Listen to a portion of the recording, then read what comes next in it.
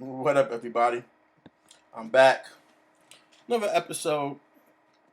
I know I'm not on here a whole lot, but like I said before, I'm working on a lot of projects, and I only come on whenever there's something I want to talk about because to me, coming on every day is just a form of wasteful expressionism, and I don't do expressionism.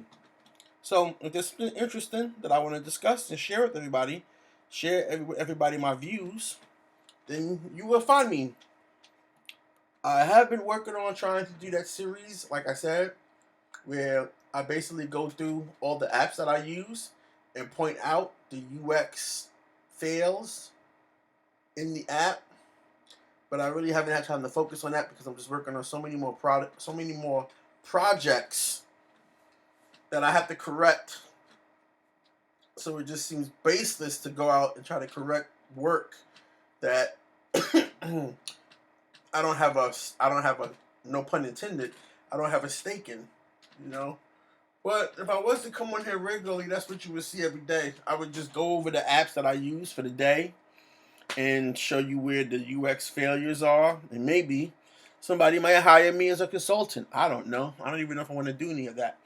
But it's just the point of demonstrating my aptitude for UX. The difficult thing about UX is, like I said many times, you gotta have research. You gotta have research. You gotta have research. You gotta have research. You gotta have a sample size group of people to get your research. If you're just making things and putting buttons here and tidying up colors, that's not UX. That's not UX. That's UI. UX requires, at its basic, a problem to solve. At its most difficult, a survey that asks the right questions in order to solve the problem. And then a lot of iterations, right? A lot of iterations. Basic iterations. One thing I didn't like about the boot camp was they didn't let us do enough gray and black, or what I like to say, wireframes. They didn't let us do enough wireframe iterations, right? They let you do like one or two, and then you had to go straight to your final. And that's not really how it's done, you know? It's like, I wasn't going to give this away for free, but if you're watching this video, I'm going to save you a bunch of money and time in boot camp. Basically, what you do with UX is you either have a problem or you have a proposal for an app. Either way, you have to conduct research. Now, how do you conduct the research? Well, uh, wire sketching. You can do pencil sketching. I mean, and you can do iterations, or you can get surveys. One and the other doesn't really matter what order they go in, but you need those two basic things. And then from there, you just basically take your data, your survey information, and then you show it to the people, and then you get their feedback. And then you change it, and then you change it, and then you get feedback, and you change it, and you get feedback, and you change it, and you get feedback, and you change it, and you get feedback, and you change it. And then you take all of those and you evaluate them, and there's another process for doing that where you evaluate them, and that's called card sorting. And then from the card sorting, then you kind of get to a good draft. So that's basically it, you know. And you haven't even gotten into colors and making it pretty or any of that other stuff. But it's just basically doing a process and then survey. A process and then survey. So you're continuously in a loop of feedback, okay? Anyway, so we're here today to talk about why I believe it's called Quibi failed from a UX perspective. I'm going to keep it simple because, in honesty, I never got beyond the sign up period. I never got beyond the sign up page. So to me, that's why they failed. Because if you think about it, right, if you take me and you multiply me by like 1 million people, well, there goes, if each one of us is paying $1, there goes $1 million. And you multiply that by whatever the price is. So if it's $30, if it's $30 a month, then a million of us is like,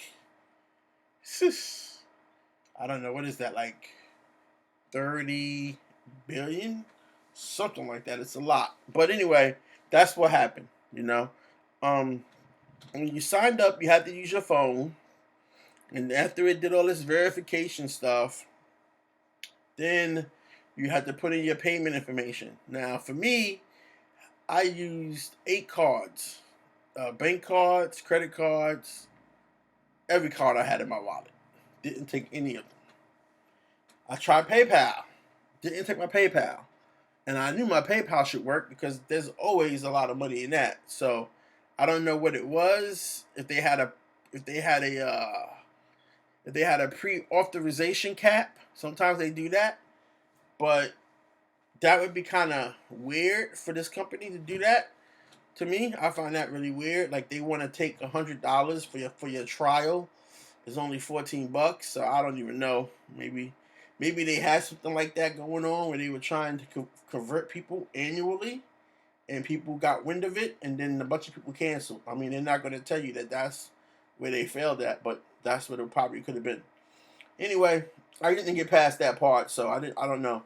I could never sign up for the trial. So that's a huge UX fail. I couldn't sign up for the trial. And I was willing to do it and watch it on my phone and all that stuff.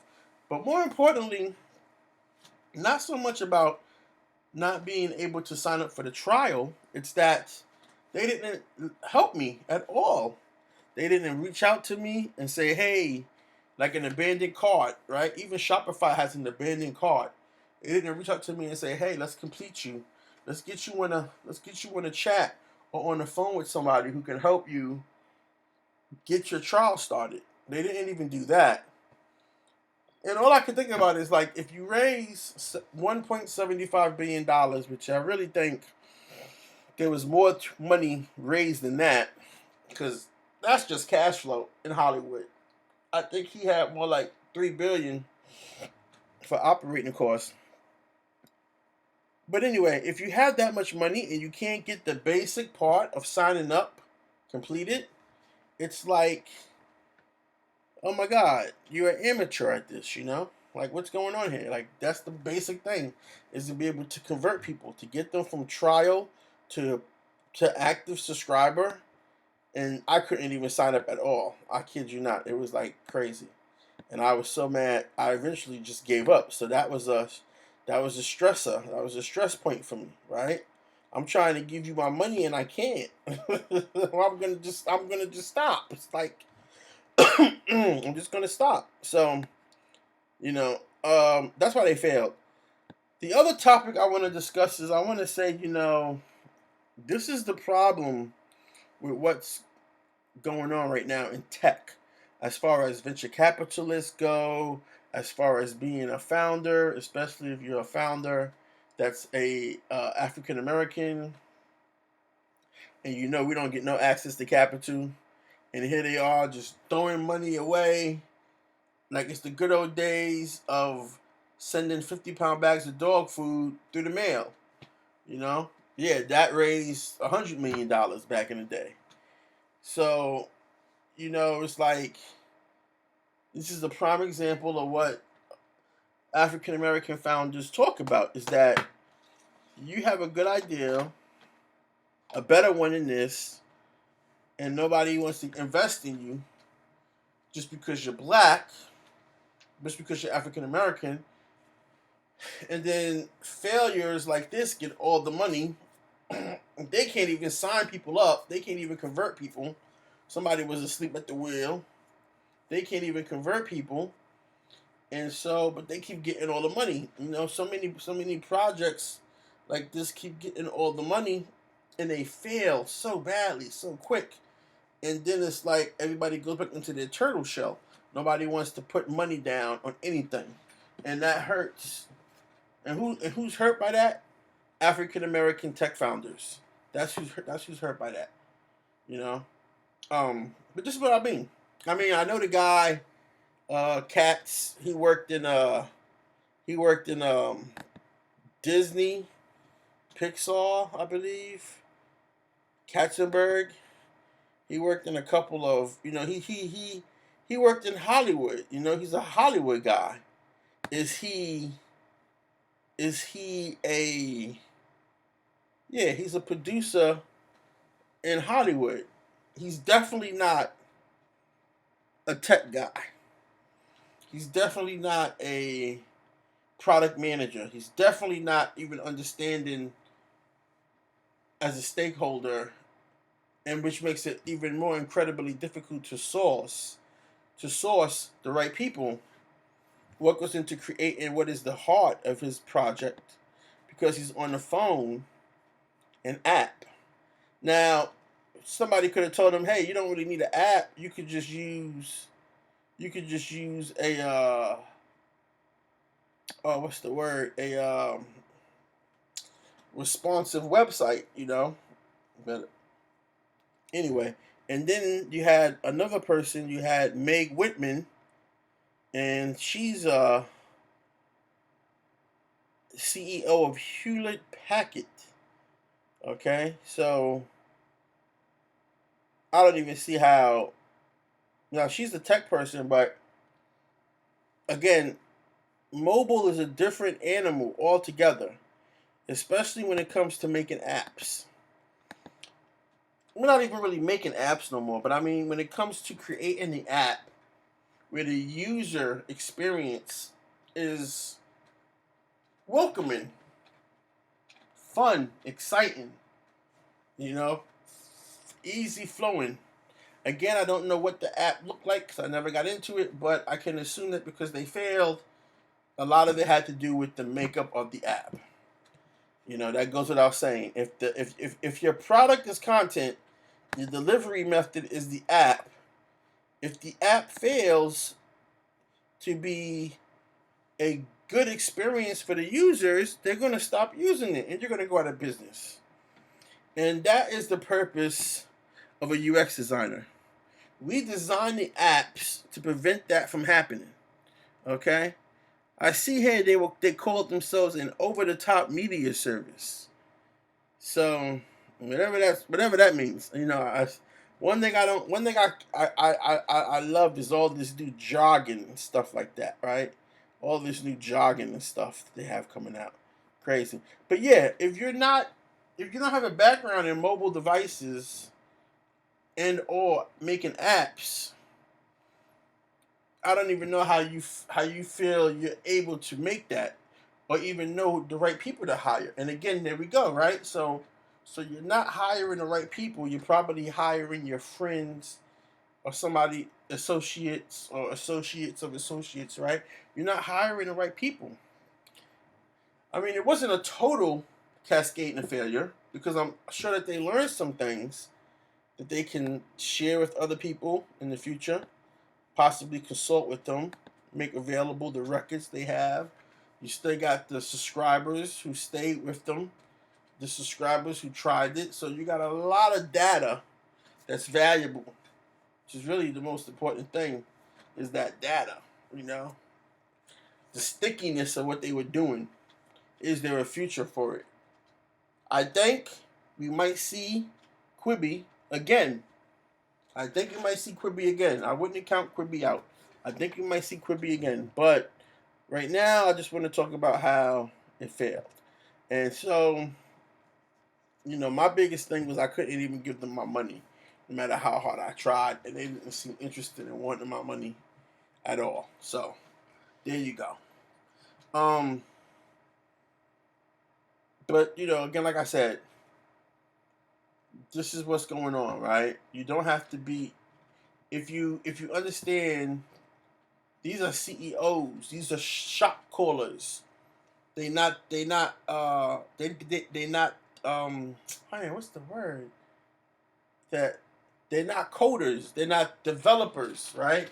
They didn't build this by their own two hands. They basically had access to capital, and they hired a bunch of people who hired a bunch of people who hired a bunch of their friends who weren't good at what they did, and that's where the failure came in, And you can't operate like that. Oh, that's what I was gonna say. That's what I was gonna say. Second, the window for streaming, the window is closed. The window came and went for streaming. It's been locked down the last 3, 4 years. So if you're going to compete with, HBO's and Disney's and Netflix, and remember, Netflix is the newest one. Netflix is new money, but it wasn't overnight. It took them damn near 20 years. But if you're going to compete with those companies, you got to come with some really good content. You got to come with some fresh stuff, So I think that's probably what the other thing was. They tried to have a lot of new content using the short form production, and they probably ran into a bunch of problems with that because it's like you filming one episode and then you're breaking the episode up into 5 or 10 minute parts. Ain't nobody waiting on no. Ain't nobody waiting. You're taking a whole episode where basically they give episodes away for free, and you're chopping up the episode. Nah, man, the whole story got to be 5 minutes. It ain't no cliffhangers. It ain't no part two. It ain't no part B. The whole story got to be 5 minutes, and that's it. So I don't think that's what was happening. I think they had a lot of cliffhangers, a lot of part Bs, a lot of part ones. I mean, a lot of part twos, and people were just not having it. They probably would come back every day, and it'd be another version of a show set up like that. So they couldn't even finish their show. They had to watch the next show, and I get that they were trying to create a daisy chain effect, where you had a group of people just watching another show and then another show until the continuation of their show was shown. So, but anyway, that's all I got for today. I think my intentions work because now I'm feeling sleepy, and I'm gonna go lay down and get some rest. So you guys keep it going, stay up, and it's another great video by me about why Quibi failed. All right, peace.